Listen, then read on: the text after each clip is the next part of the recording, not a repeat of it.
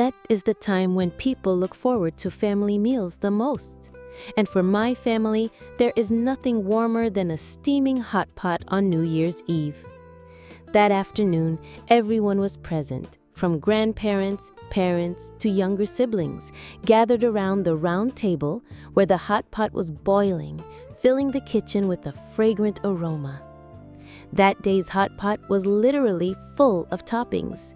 The chicken was chopped into pieces, the beef was sliced red, the fat and tendons were interspersed, and there were also white enoki mushrooms, hot pot balls, sausages, soft tofu, and most especially a plate of boiled intestines with golden fried tofu. It sounds strange, but when dipped in hot pot, it is fatty and fragrant. Everyone loves it. A plate of chung cake cut into even pieces is indispensable, placed in the middle of the table as a key dish that does not need to be dipped, but just eating a piece of hot chung cake with a piece of beef that has just been dipped makes you feel tet clearly in every flavor.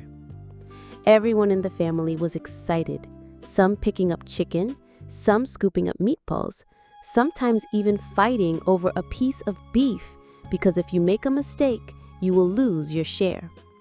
The laughter, the sound of bowls and chopsticks clinging together, the sound of calling each other to be careful not to overcook it, all mixed with the aroma of the rich hot pot broth, making me remember it forever.